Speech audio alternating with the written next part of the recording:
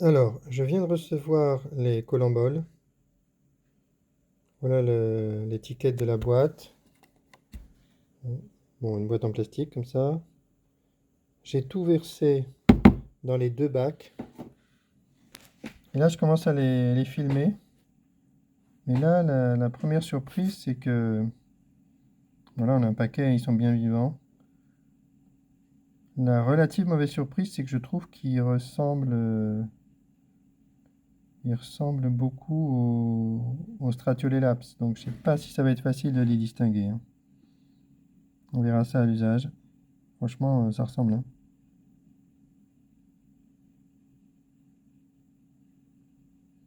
Ils sont peut-être pas de la même taille. Peut-être que quand on les voit l'un à côté de l'autre, on fera la différence. Ah, ils sont beaucoup plus mobiles que les Stratiolelaps, en tout cas. Certainement en meilleure santé.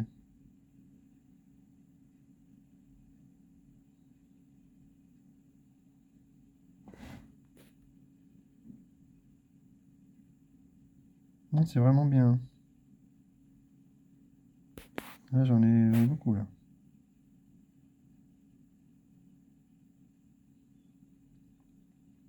J'ai reçu aussi les drosophiles et la nourriture pour les colamboles. Donc, je vais leur distribuer. La nourriture, à quoi ça ressemble? Ça, c'est mon bac. Là, il y a 28% d'humidité. Et voilà la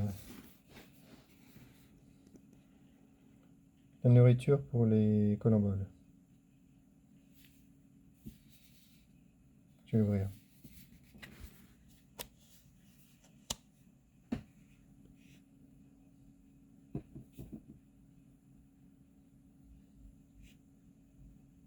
Bon, je vais en saupoudrer un peu, puis je vais voir ce qui se passe. Ah, ça commence à être intéressant, hein.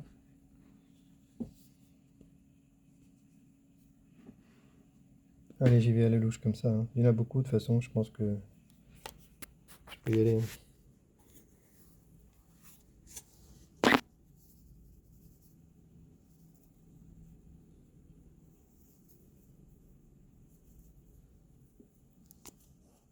Après, je vais en nourrir les poissons rouges.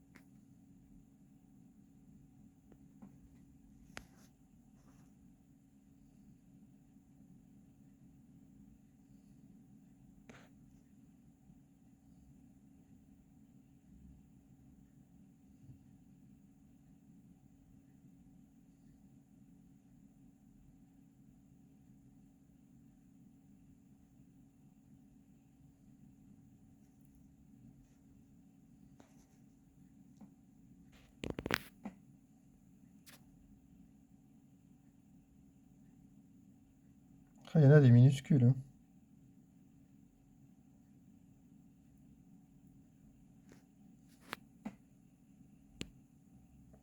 Ça doit grandir alors. J'ai du mal à faire la mise au point.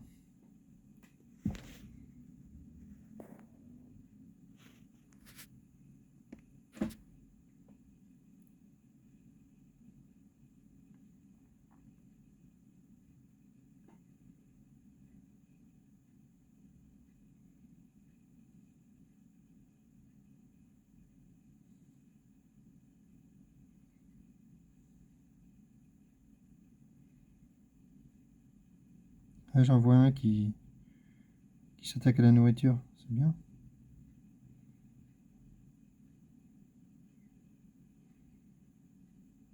Il est parti. Ah, il regarde un autre.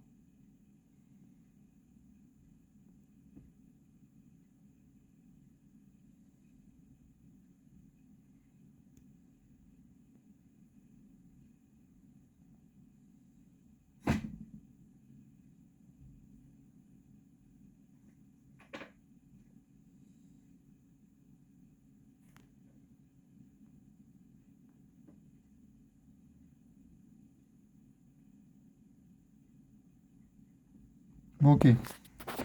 Ok, je vais ouvrir la boîte des... C'est où l'autre boîte?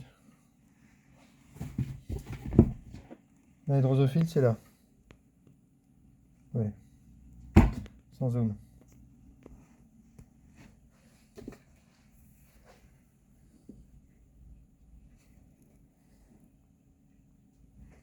Je vais ouvrir et les mettre dans le bac aussi. Allez, c'est parti. Pause. Alors, ce truc sent vraiment très mauvais, hein. Je vois pas trop d'insectes dedans, c'est peut-être juste des larves. On dirait des larves là sur le bord. Ça sent pas bon, hein. Burk.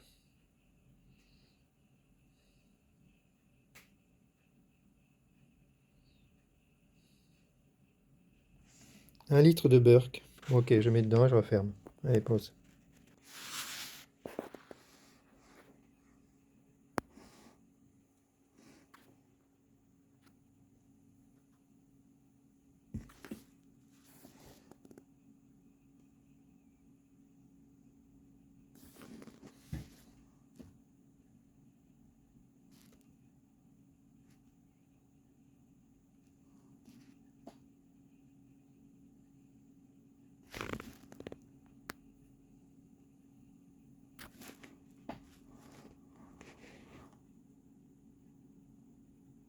Ah ouais, c'est des larves.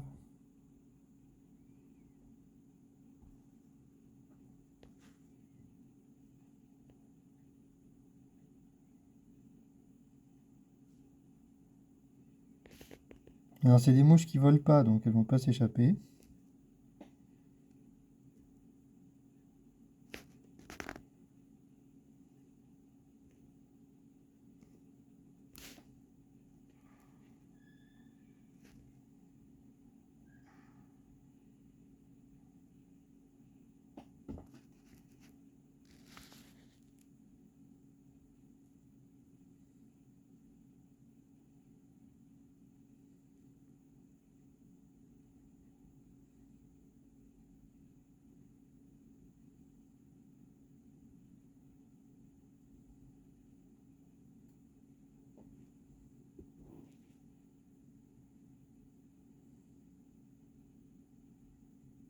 Bon, pas très ragoûtant, hein. Bon, allez, je vais voir les colamboles, ils sont plus jolis.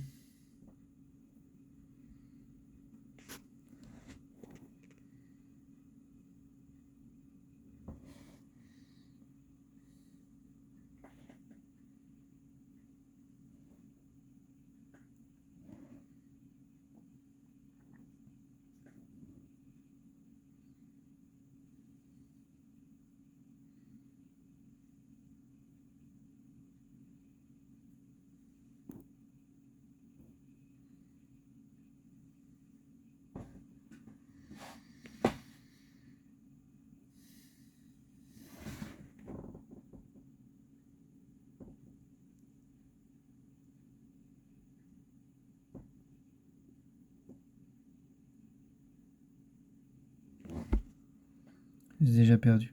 Ils sont déjà partis se cacher.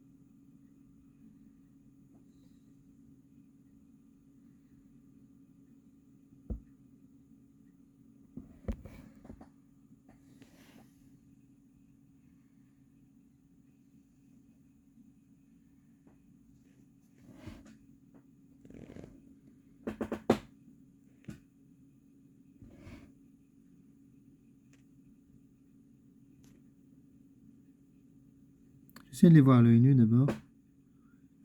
Pas très facile.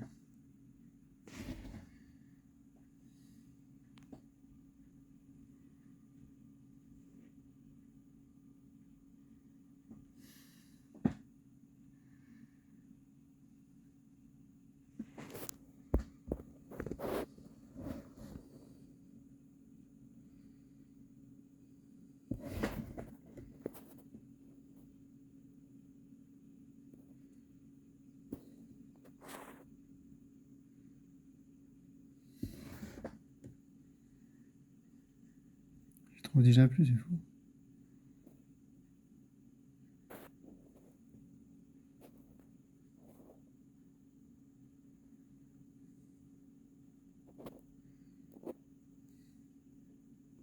Ils ont intérêt à se cacher parce que moi je connais les Stratolélaps qu'on fait. Hein.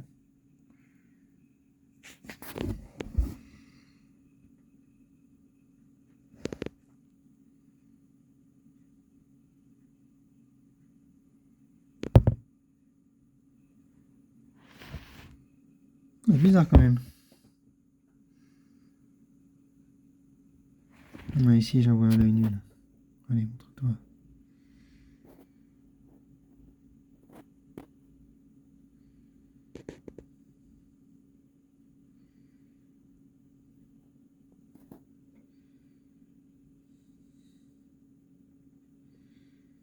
On les voit plus quand ils s'immobilisent.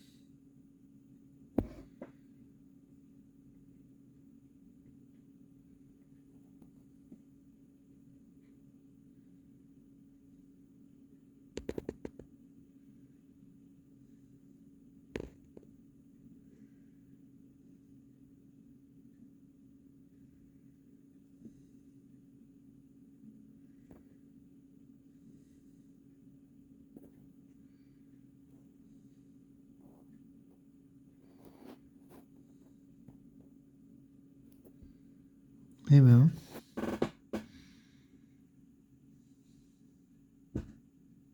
Là, je les vois ici.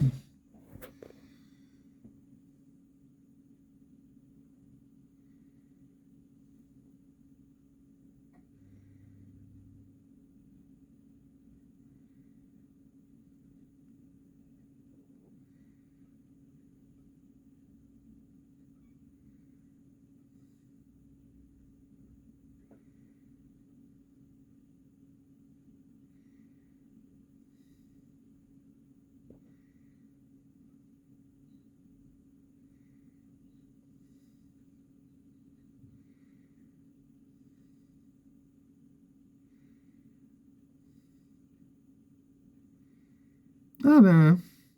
Ah ouais, je vois la différence. Ouais, j'ai de la chance. Ah, j'ai de la chance, hein. J'ai vu un Stratolélaps.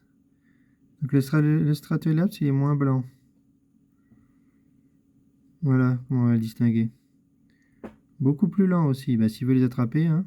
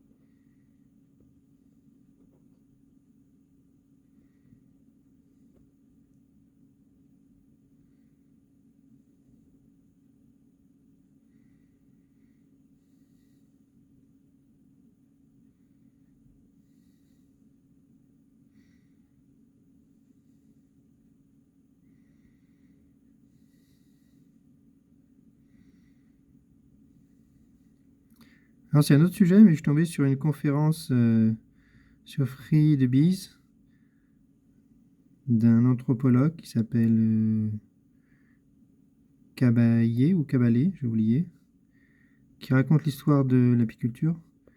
Et c'est intéressant parce qu'il parle de mobilisme et de fixisme. Je connaissais pas ce truc-là.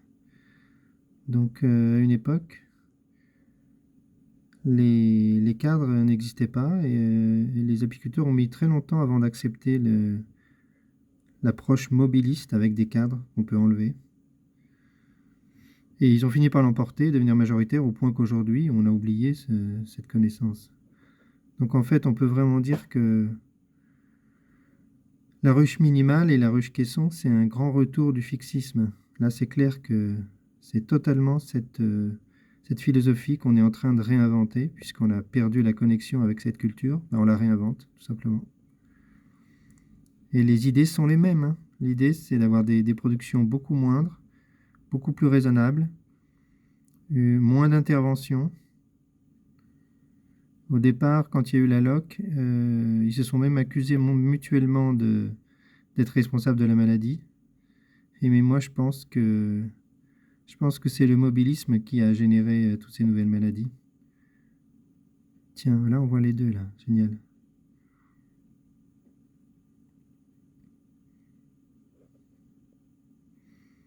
Et donc, il y a les mêmes idées parce que les fixistes étaient plutôt pour une apiculture populaire. Et les mobilistes, c'était plutôt... alors ça, c'est vraiment intéressant, c'est que pendant toute une période, le but, c'était de produire de la cire et pas produire du miel comme aujourd'hui. Ils utilisaient la cire pour s'éclairer, puis c'était plutôt les gens riches qui avaient les moyens de se payer ça. Les gens les gens moins riches s'éclairaient plutôt avec de la suif.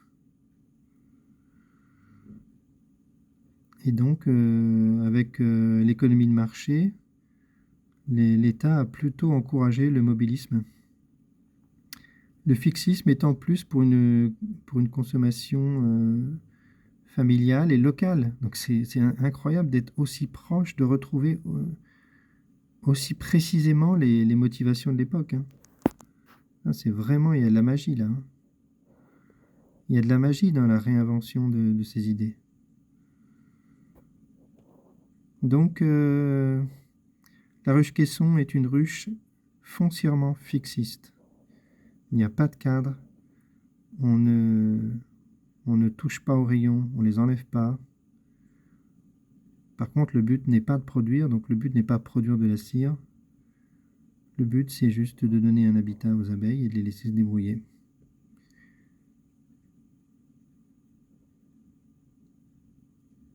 C'est pas mal, hein, franchement. En tout cas, c'est une conférence vraiment intéressante. C'est assez rare d'avoir des informations comme ça, historiques. Je mettrai le lien sous la vidéo. Free the Bees a la bonne, à mon avis, d'après ma propre sensibilité, Free the Bees, ils sont sur la bonne voie, hein. Ils ont une bonne approche. Par contre, je suis pas très très certain que leurs actions débouchent sur quelque chose de significatif. Je pense que ça reste très marginal. Mais ça existe, c'est déjà bien. Donc c'est pareil aussi, hein, les fixistes reprochaient aux mobilistes au début de faire des ruches chères. Ils estimaient qu'une ruche avec des cadres coûtait cher et n'était donc pas accessible aux gens modestes. Bon, là, je suis un peu surpris parce que quand on le fabrique soi-même, ils étaient très bricoleurs à l'époque. Ils fabriquaient beaucoup plus leurs ustensiles du quotidien, donc je suis un peu surpris. L'argument, je suis un peu surpris quand même. Mais en tout cas, la ruche caisson, elle est aussi conçue pour coûter 3 fois rien. Ça, c'est pour pouvoir en mettre partout facilement, en offrir et encourager les gens à se les fabriquer parce que c'est ludique. Donc il y a aussi l'idée, hein. C'est exactement les mêmes idées. Ça, c'est super. Bon, ben je vais arrêter ça. Je vais laisser ce petit monde vivre sa vie dans son vivarium. Et puis Et puis on verra si les Stratiolelaps reprennent de la force. Je vais recevoir une nouvelle livraison de Stratiolelaps que je mettrai dans ce bac aussi. Et on verra ce que ça donne, même si c'est pas la même source. Je vais mélanger deux sources de Stratiolelaps, mais je pense que c'est pas très grave. Ils vont pas s'entre-dévorer. S'ils peuvent se nourrir avec les colamboles qui me paraissent très, très vifs, très rapides. Allez, fin de cette vidéo. C'était installation des colamboles juste reçues. Je mis la nourriture dedans, j'en ai mis vraiment beaucoup. J'espère que c'est pas grave. Les larves de drosophiles qui sont sur la droite là. On verra ça se développer. Ça risque d'être pas très joli à voir, mais bon, c'est la vie, hein. Allez, fin de la vidéo.